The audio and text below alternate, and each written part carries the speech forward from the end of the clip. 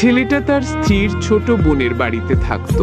একদিন শালিকা হাঁটু গেড়ে বসে ছেলেটার জুতো পাল্টাতে যাচ্ছিল, কিন্তু ছেলেটার পায়ের দুর্গন্ধে নাক মুখ চেপে ধরে। জুতো পাল্টানোর সময় ছেলেটা লক্ষ্য করলো শালিকার গলায় থাকা একটি নেকলেস অদ্ভুত লাগছে। ওটা আসল নাকি নকল শুধু এটা দেখতে হাত বাড়াতেই শালিকা ভুল বুঝে তাকে চড় মেরে অপমান করে দেয় এবং জোর করে বাড়ি থেকে বের করে দেয়। দুঃখে ছেলেটা নিজের ব্যাগ কাঁধে নিয়ে রাস্তায় বেরিয়ে যায়। কোথায় যাবে জানা নেই। শেষ পর্যন্ত পার্কে গিয়ে বসে, ভাবলো রাতটা এখানেই কাটাবে। ঠিক তখনই এক ধনী মহিলা পার্কে মার্শাল আর্টের অনুশীলন করছিলেন। তার ছোড়া চাকুটি প্রায় ছেলেটার গায়ে লাগতে যাচ্ছিল। বেঁচেতেই মহিলা ভেবেছিলেন ছেলেটা হয়তো তাকে লুকিয়ে দেখছে, তাই খুব রেগে গিয়ে ঝাড়ি দেন। ছেলেটা মজা করে কথা বলায় মহিলার আরো রাগ বাড়ল। তিনি ছেলেটাকে অসভ্য ভাবলেন এবং দুজনের মধ্যে লড়াই শুরু হয়ে গেল। মহিলা দক্ষ যোদ্ধা হলেও ছেলেটার কাছে টিকতে পারলেন না। এই সময় মহিলার দাদু,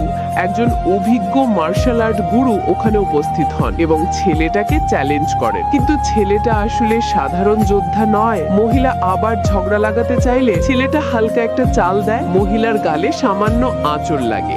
তিনি অভিযোগ করেন ছেলেটা নাকি গোপন অস্ত্র ব্যবহার করেছে। দাদু এসে তদন্ত করে দেখলেন অস্ত্র নয়, একটি পাতা দিয়েই ছেলেটা ওই আঘাত করেছে, যা বড় বড় ওস্তাদও সহজে করতে পারে না। দাদু সঙ্গে সঙ্গে বুঝে গেলেন ছেলেটা কোনো সাধারণ লোক নয়। তিনি সম্মান দেখিয়ে ক্ষমা চান। এ সময়ই দাদুর হৃদরোগের সমস্যা দেখা দেয়। ছেলেটা এক নজরে সমস্যা বুঝে বলে প্রয়োজনীয় জিনিসপত্র প্রস্তুত করলে সে পরের দিন গিয়ে চিকিৎসা করে দেবে। ধনী মহিলা ছেলেটার প্রতি মুগ্ধ হয়ে যায়। সুযোগ বুঝে বলে, তুমি যদি আমার দাদুকে সুস্থ করে দাও আমি তোমাকে বিয়ে করব। ছেলেটা শুধু হাসে এবং বলে, আমি কথা দিলে তা রাখি।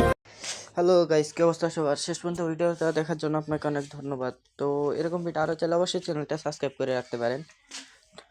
তো ভিডিও কেমন লাগলো অবশ্যই কমেন্টে জানাতে পারেন এবং কমেন্টগুলো আমি পড়ি।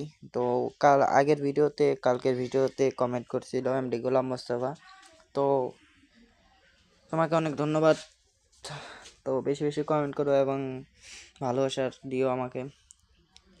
চ্যানেলের পাশে থাকো এবং বন্ধু বান্ধবের মাঝে শেয়ার করে দিও। আপনাদেরকে অনেক ধন্যবাদ ভিডিওটা শেষ পর্যন্ত দেখার জন্য।